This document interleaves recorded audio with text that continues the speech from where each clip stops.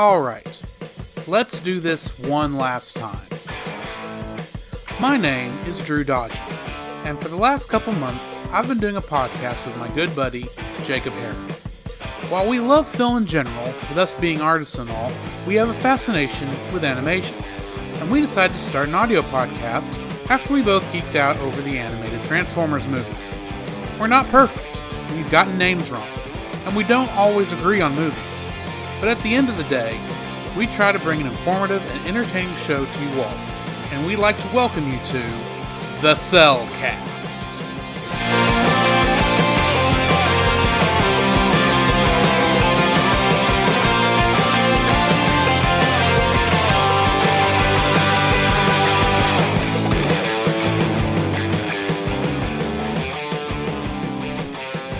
Hello and welcome to another shorts episode of The Cellcast. Joining me this morning is a man whose heart is 2 sizes bigger than most of anybody else's, Jacob. Why, thank you, and I'd like to introduce our co-host, a man who has a knack for making toys and just bringing joy to children's life. Welcome, Drew. Well, I have played Santa Claus once before. It's the curse of being fat. Anyway... how are you doing this morning, Jacob? I'm doing pretty good. All right. And I'm doing good as well. This being the month of December, we are doing 2 shorts episodes to make up for the fact that we both want to take the 2 weeks around Christmas off. Indeed. So we thought we'd go... We're actually recording this a couple weeks prior, and...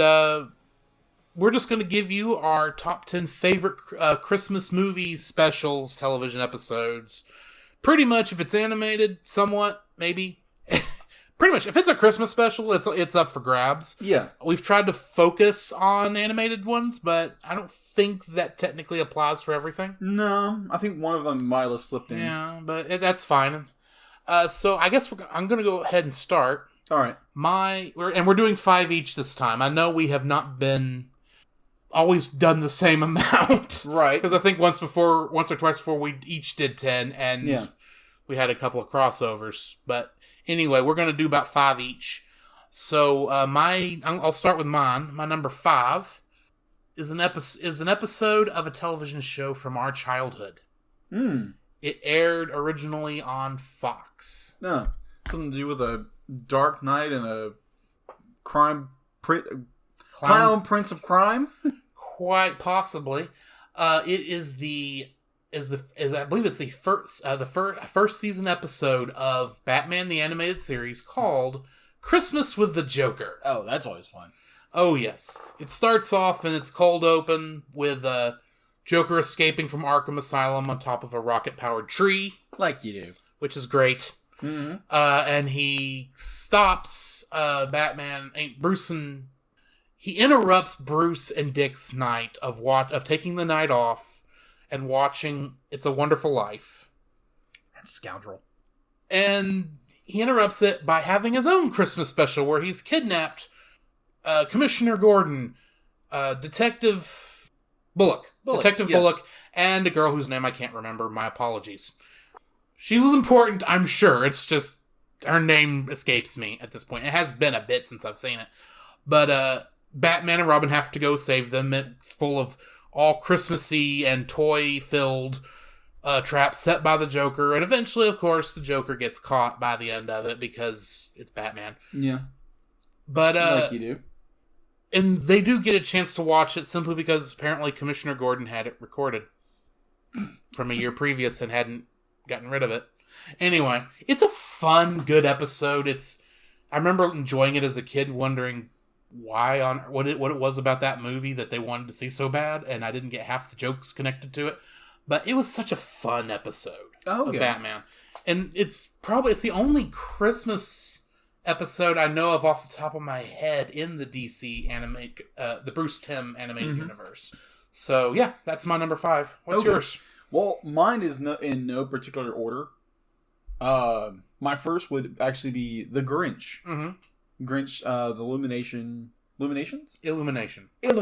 Thank you. The people behind Despicable Me. Gotcha. And all those stinky minions. Anyway. So, The Grinch, with the amazing voice talent of Cumberbatch. Yeah, Benedict Cumberbatch plays the Grinch. Yeah, which I think he does an amazing job of it. Yeah, my problems with that movie have nothing to do with his performance. Okay. It has everything to do with the fact that I hate Pharrell Williams. Not Pharrell Williams, that's not his name, but Farrell, the guy who does the music that Illumination loves, apparently, and I hate his music. Okay. I got you. No problem with that. That's just my opinion. That's your opinion. And we all have a right to our own opinions. Yes. We each have 2 of them, and they both stink. They're like armpits. Yeah. You don't want too many in a room. True. Anyway, sorry, I have interrupted you. Keep singing this movie's praises. I really enjoyed the film. I wouldn't watch it in theaters, and I was like, man, I thought it was a really good film. It was really enjoyable. That it, obviously, because the music wise is very different in that regard from How the Grinch Stole Christmas, its original animated movie. We're not going to talk about the other one with Jim Carrey. That's because it's live action. Yeah, it's live action. And even though most of the other faults I have are the same faults I have with the live action one, but that's beside the point. Yeah, but it was an enjoyable film. It had a lot of really good, because it built the character up and just not be like, oh, you know who the Grinch is. That they give you his background, they give you an understanding of who he is, why he does this, and his journey from having a cold heart to a heart 10 times the size bigger than everybody else. But yeah, it was a very enjoyable film. What is your number? My number 4 contrasts your number 5 a bit. Okay. Because it is based on the same story by Dr. Seuss. It is the original animated How the Grinch Stole Christmas. It is a classic. It's one I have enjoyed watching pretty much every year since I was a wee lad. You've got the voice of Tony the Tiger singing "You're a Mean One, Mr. Grinch." I didn't know that. Yeah, and that voice also sings one of the songs in the Haunted Mansion in that ride at Disney World. Really? Yeah. Okay. But he's the original voice of Tony the Tiger, so you've got that going for it, and of course, that is the best rendition of that song, in my opinion, is the one in that animated version.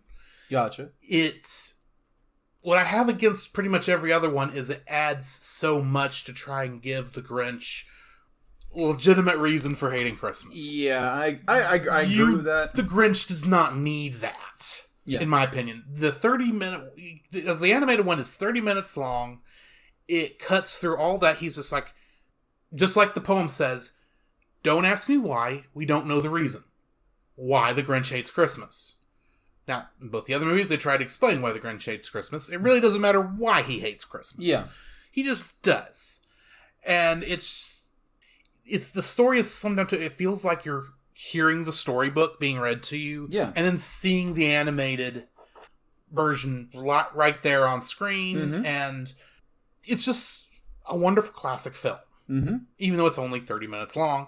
And, it leaves out some stuff that, honestly, I can understand why the others wanted to expand the story, especially to get it out to 2 hours or an hour and a half. But I think most of what they add is unnecessary. And this one, it's just perfect. From beginning to end, it's the ultimate... I'm not going to say it's the ultimate Christmas show, because I've got 3 others to bring up. But it is one of my favorites, and it's a classic. Yeah. And that's why it's my number 4. What's your number 4? My number 4 would be a movie I just recently discovered that I never heard of this. These are, I think, 3 shorts. It's 2 specials plus a short. Oh, okay. I got you. Prep and Landing. Yes. A friend of ours, Miss Wendy, just loves this thing to death. It had us all over at her house, but like, you have to watch this. And it's a very enjoyable, fun, entertaining, a joy to watch, actually, because it's you have the Prep and Landing is basically the elves who prep the landing for Santa can make his entry to each and every house. Be like they scope everything out, and you get the 2 guys that are just fuddle everything up in some fashion or form, but they get the job done at the very end. Yeah. And the reindeer are hysterical. I love the reindeer in this movie. Other than that, it's they're very enjoyable, and kind of sad that they never made any more of these. Now, this was produced by Disney, but I agree. They really should make a 2-hour movie. Yeah, full feature length movie. It would be great. Yeah, or if you could make another 4 or 5 that would work shorts. too. But I would love a full movie. Yeah, make it epic. Yeah, but like I think it was epic enough at like what 30 minutes, 45 minutes for both of them. Yeah, but I just would love an hour and a half long story, pretty much the same kind of thing, but more of it. You know what I mean? Absolutely. So, what is your number 3? My number 3. I have to explain something before I get into it. Okay. I have kind of a role when it comes to describing something as a Christmas movie. I gotcha. It's if it happens to take place at Christmas time, like Die Hard, or Iron Man 3, or any number of movies you probably know off the top of your head that I can't think of. Unfortunately, I don't consider those Christmas movies because they're not very Christmassy. I gotcha. It's just the setting happens to be at Christmas. You could you could change that setting at any time, and it would be the same. It'd be the same deal. Yeah.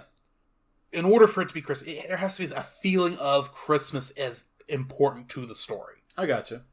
I have to say that because technically it's going to start sounding like my number 3 breaks that rule. Okay. But I will explain why.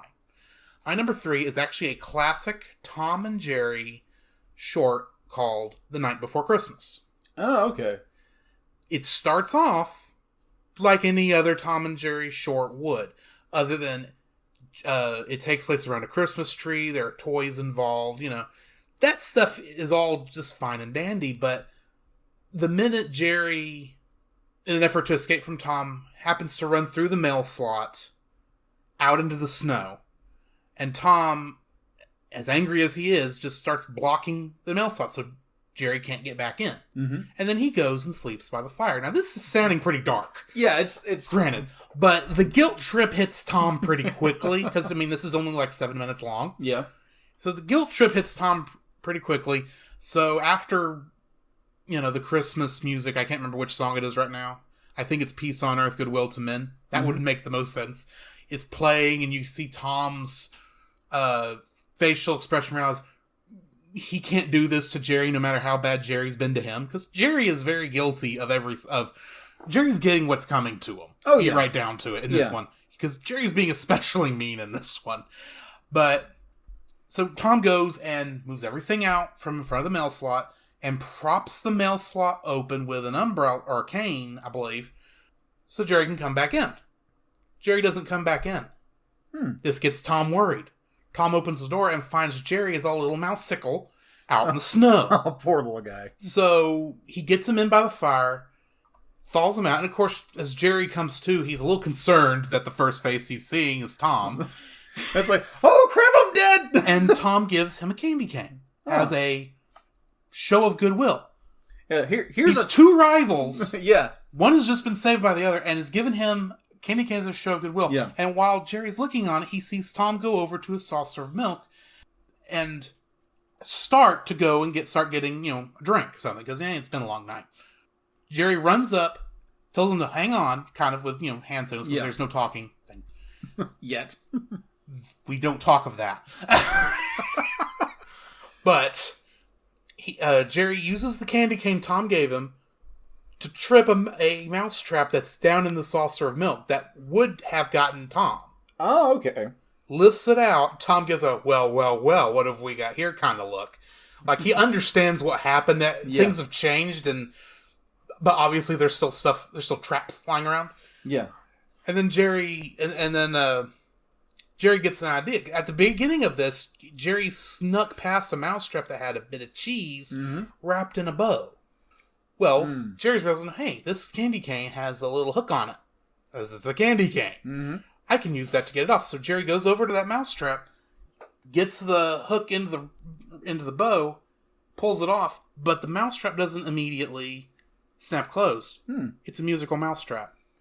They just set things aside and they be friendly for one night. Next morning, who knows? But yeah, it's just such a nice one, and I felt to some degree I had to put a classic cartoon on here because almost none of my others are. But it's just so good, and of course Hanna-Barbera's animation is amazing because this is still back when Joseph Hanna and Hanna-Barbera are heavily writing, and it's just so good. Mm-hmm. Highly suggest giving that one a look. Gotcha. What's your number 3?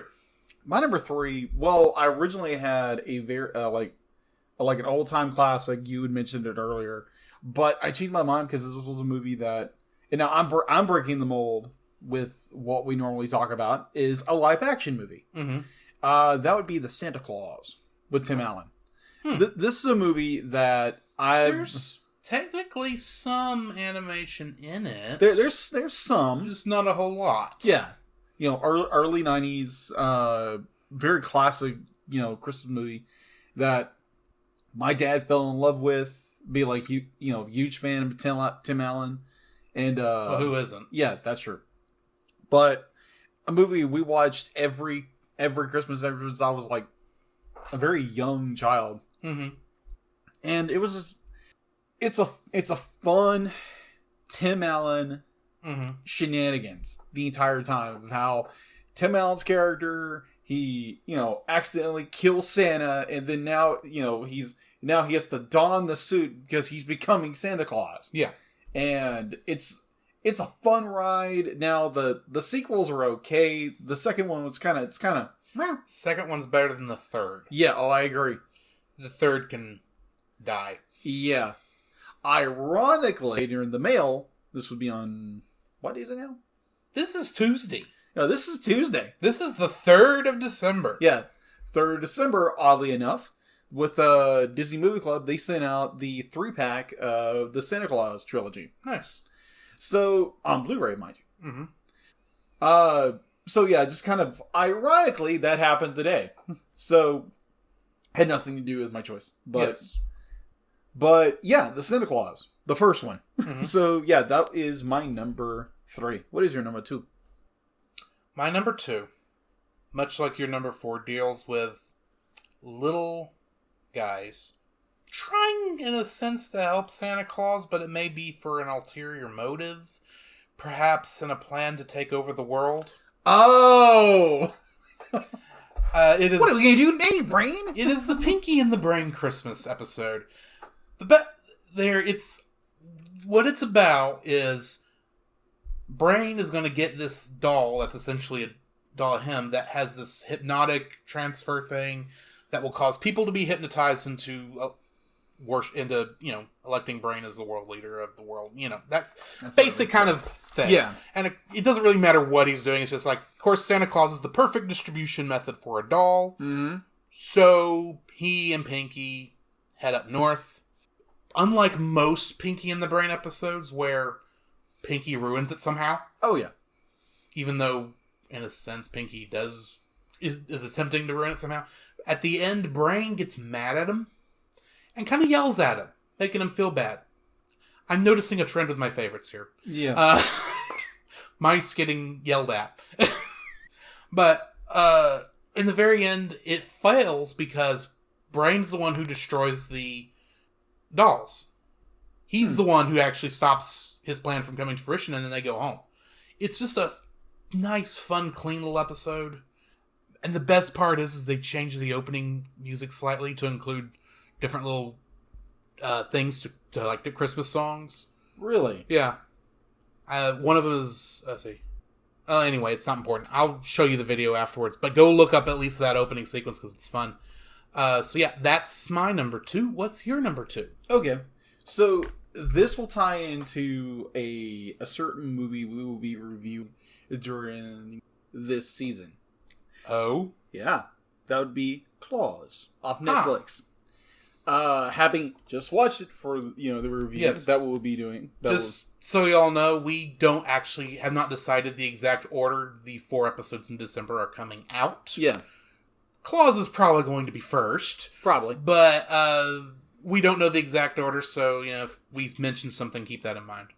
Anyway, continue. So, Claus, obviously I'm not going to go into, big, any big ordeal of this movie, but it's a pseudo retelling of how Santa Claus came to be. Yeah. Via a very spoiled, wannabe postman. Yeah. And this movie tickled every emotion when watching it. And definitely go back and check our episode on this to find out both of our thoughts on this. But It is such a fun movie. It is. It's such an amazing ride of a film that tugs at your heartstrings and is like, oh, it's like, because there's so many little twists and turns in the story that really fit. They're not juxtaposition. They're not throwing you a loop or trying to throw a lasso around your throat. Be like, come here. It's very natural. It's very the story progresses along very naturally, and man, I love this film. There's so many great little jokes. Oh yeah, that I can't tell here because it would spoil it. You should go watch it. Yes, you get right down to it. Yeah, it's on Netflix. It just recently came out, so go watch it. Yes. What is your number one? My number one, much like your number two, also deals with a movie we're reviewing this month. Ah. It is A Muppet Christmas Carol. Of course.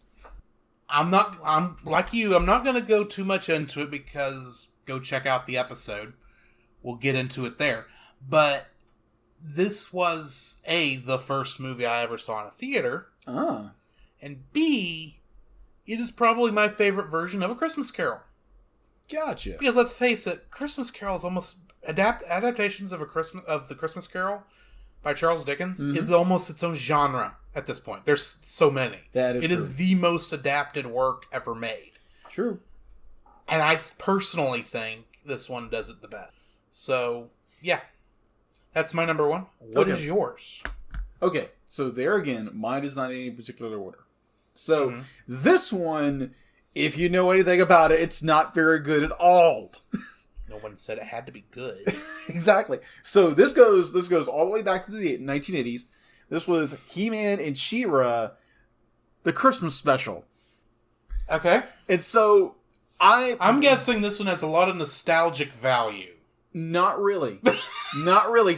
So this is one you watch because it's so bad. So bad it's good? Pretty much. Okay. So, me being a baby, a little one of the 80s, He-Man was one of those shows I loved to death. As an adult, not so much because it's so weird. But cheesy. And cheesy is all out, but that's the 80s for you. But, there was they did the He-Man She-Ra Secret of the Sword movie, which introduced She-Ra. That's where you get She-Ra and the Princess of Power from Netflix. Surprise, surprise. But I think I'd seen a little bit of this special when I was a kid, so I don't remember a whole lot of it. So we were over at a friend's house several years back. We'd done Christmas. And so the morning we got up and we're going to watch some really cruddy, and they use other words, cruddy, Christmas movies. Crappy. No, they use other words. Crappy is still rated PG. Yes. Yeah, crappy. They use other very flowerable words. Yeah. So they turn on wherever they're pirating this stuff from, which I don't recommend to anybody. And so we're like, oh, they got this He-Man She-Ra movie, and oh my gosh, it's so terrible. It's so terrible. They actually do tell the actual Christmas story in it. This little kid is trying to tell Skeletor, and Skeletor has a heart. And so Skeletor is trying to, as usual, trying to take over the world. I'll get you, He-Man. It's the last thing I do. And your little dog, too. Little cat, too. I was just making a joke about him being a lot like the Wicked Witch of the West. But anyway. Yeah. It's like, I can't remember what line. It was something along the line. And I'm like, I think I have a heart. What can this be? I'm letting people go. It's the weirdest, stupidest thing on the planet, but it's so funny. Mm-hmm. We were dying and we were rolling over just laughing at this thing. It was so funny. It reminds me so much of the first time I went to Germany. Now, this is funny. So, one of the people going had brought a DVD player and a movie. Mm-hmm. And apparently we're going to have a fun time bashing this film. So, okay, I didn't know what was going on. So, we all sit at this one person's house. We're all chilling. And it's like, oh, we are going to watch Twilight. And we rate this movie across the coals how bad it is. Well, who wouldn't? Yeah, exactly. It's kind of like my brother. Be like, him and his wife went and saw this movie. I know I'm going on Twilight here. But him, be like, he's watching it. And it's like, okay, whatever. And our big hero rolls up in a Volvo. Okay. It's like, a Volvo? Why would he own a Volvo? Anyways. Bring it back. Yes. Anyways, going from very bad Twilight-y vampire movies to He-Man. So, yeah. It's a very funny, very goofy, absolutely absurd movie, but it's a lot of fun. So if you ever had the chance to go watch this, try it. Alrighty. Well, I think that's going to bring it into this episode. We hope you all have a Merry Christmas. Jacob, where can they find you right quick? You can find me on Facebook at Jacob B. Heron and Jacob's Daily Art Corner on Facebook, where I try to draw every day, in which I think I'm getting better at that. So... And then Christmas will happen. And then Christmas will happen. Yeah. Oh, believe me, there'll be probably doodles of everything going up. But, yeah, you can also find me on Twitter at Jacob B. Heron. B. Dot? Yeah. Or dot. I'm just giving you a hard time. .com. Yeah, so where can they find you, Drew? You can find me on Facebook and under Drew Dodgen, and of course you can also find me on my photo bin at Drew's Photo Bin. See pictures that I upload when I remember to upload them, and I still haven't uploaded them. You can also find both of us on our website, the Cellcast Podcast. Yeah. You can find both of us on our website, thecellcast.podbean.com. There you will find links to listen to us on... listen and subscribe to us on Apple Podcasts, Stitcher, and Google Play. Mm-hmm. Also, you will find a link to our closed Facebook group. It is closed to keep the what is the evil thing that in some Krampus? That's the word I'm looking for. We keep it closed to keep the Krampus out. You definitely don't want him in there. No, you don't. And stay away from the movie. I hear it's awful. Anyway. That threw me off. Also email us at thecellcastpodcast@gmail.com. Yes. And keep in mind and share us with your friends. Review us on those websites. Everything you should... And if we were on YouTube, I'd ask you to subscribe and ring the notification bell. Go to that amount of work. We want to keep the community growing. We're making pretty good progress. Yeah, we are. So that's going to be it for now. So Merry Christmas, Happy Holidays, Happy Hanukkah, Happy Kwanzaa, and Happy Festivus to the rest of us. This has been Drew. This is Jake. And we will catch you in the next frame. Ho, ho, ho!